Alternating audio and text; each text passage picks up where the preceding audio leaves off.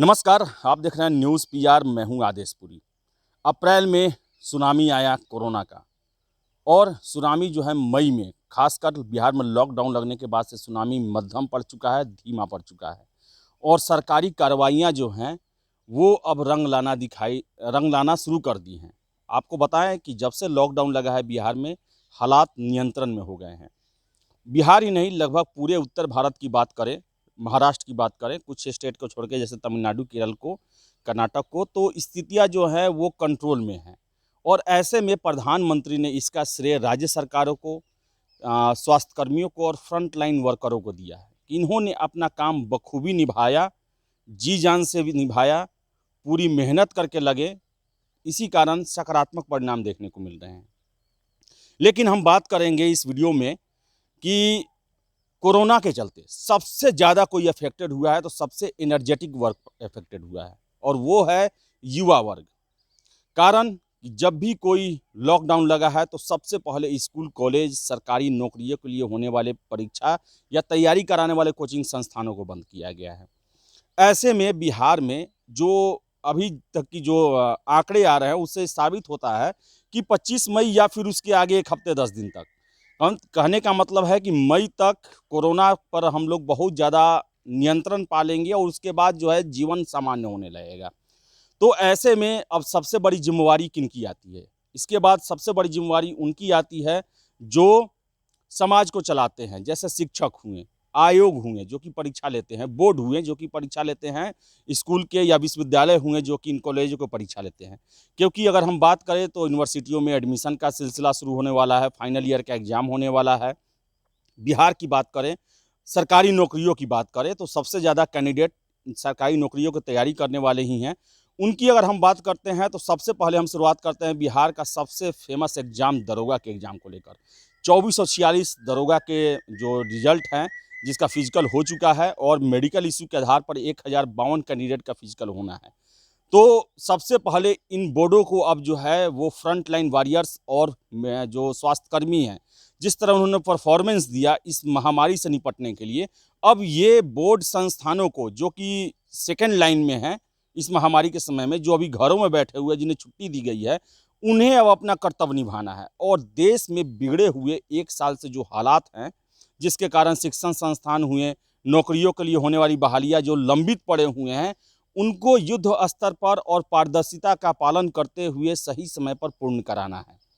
दरोगा के एग्ज़ाम में जो मेडिकल इशू के आधार पर जिनका फिजिकल नहीं हुआ है, सबसे पहले उनका फिजिकल लेकर ये परीक्षा का रिजल्ट घोषित करना होगा जल्द से जल्द, ताकि जो छात्र 2019 से इस एग्ज़ाम में लगे हुए हैं उन्हें इससे मुक्ति मिल पाए, और वो जाकर राजगीर में ट्रेनिंग सेंटर ज्वाइन कर सके दरोगा के ट्रेनिंग के लिए। हमारी शुभकामनाएं उनके साथ है कि वो ज़्यादा से ज़्यादा जिन्होंने मेहनत किया है वो निकाले। इसके अलावा बात करें 2213 जो दरोगा का एग्ज़ाम होने वाला है, कितने कैंडिडेट और छात्रों का कहना है, जो आंदोलन के दौरान भी थे, कि परीक्षाएं ऑनलाइन ली जाए। ऑनलाइन लेने से सबसे बड़ा फ़ायदा होता है कि इसमें भ्रष्टाचार होने की कम संभावना रहती है। और आज जो है देश में हर एक एग्ज़ाम, रेलवे जैसा बड़ा एग्ज़ाम जिसमें करोड़ों कैंडिडेट भाग लेते हैं, वो भी ऑनलाइन लिया जा रहा है। तो ऐसे में ज़रूरत है बिहार सरकार को भी, बिहार में भी अगर हम बात करें तो बीएड ये सब के परीक्षा जो है ऑनलाइन हो रहे हैं। तो ऐसे में दरोगा, जो कि बिहार का इतना आकर्षित करने वाला परीक्षा होता है और इस पर हमेशा आरोप लगता है धांधली का, तो इसे भी ऑनलाइन लेना चाहिए। ऑनलाइन लेने से सबसे बड़ा फ़ायदा होगा कि इसका रिजल्ट और पारदर्शिता दोनों पर काफ़ी असर पड़ेगा। रिजल्ट जहाँ जल्दी आएगा, वही धांधली की जो समस्या रहती है उसका निदान हो सकेगा। वही अगर हम बात करें 8415 जो सिपाही हैं, उनका रिटन एग्ज़ाम हो चुका है। हालांकि रिटन एग्ज़ाम जो 4 फेज़ में हुआ, 14 मार्च और 21 मार्च को चारों फेज़ के प्रश्न पत्र आउट हुए। जैसा कि हमने भी आपको दिखाया था, चारों एग्ज़ाम के से पहले जो क्वेश्चन के सीरीज आते थे अलग अलग तरह के, उसमें से एक क्वेश्चन लड़ जाता था। और छात्रों का भी पूरा आरोप है कि जैसा क्वेश्चन जो आया मार्केट में लोगों के बीच में आया, वैसे ही प्रश्न आए। खैर, इसको लेकर भी अब जो भी आगे होना हो, आयोग को अगर इस पर कार्रवाई करना हो, क्योंकि ले देकर साख पर उन्हीं के बट्टा लगता है और ठगे छात्र ही जाते हैं। तो इसके बाद उनका फिजिकल है, तो छात्रों का कहना है, जो मैसेज करते हैं, कि अभी जो है बिहार सरकार को ये फैसला करना पड़ेगा कि एक शेड्यूल तय करें और एक समय सीमा तय करें, क्योंकि बहुत सारे एग्ज़ाम जो हैं वो काफ़ी लेट से लंबित पड़े हुए हैं, और जब तक एक समय ड्यूरेशन फिक्स नहीं किया जाएगा, कैलेंडर का फॉलो नहीं किया जाएगा, तब तक ये एग्ज़ाम अपने नियत समय पे नहीं आएंगे। और इस पर भी ये हल्ला हो रहा है कि तीसरा वेव अगर अगले साल तक ये खुदा ना खास्ता अगर ऐसा सिचुएशन बन जाए तो फिर ये एग्ज़ाम जो है वो पंचवर्षीय योजनाएं बन जाएंगी।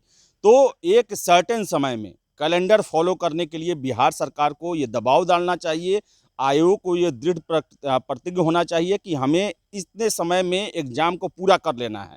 वही बात करें हम बीएसएससी की इंटर स्तरीय एग्ज़ाम, जिसको लेकर कल हमने वीडियो बनाया था, इस पर भी ज़रूरत है कि जैसे ही कोरोना का प्रसार कम होता है सरकार छूट देती है, उनके एग्ज़ाम और टाइपिंग का और फिजिकल का तुरंत व्यवस्था किया जाए और जल्द से जल्द उनके परीक्षा को प्रक्रिया को ख़त्म करके दूसरे इंटर स्तरीय की रिजल्ट के जो नोटिफिकेशन है उसको जारी किया जाए।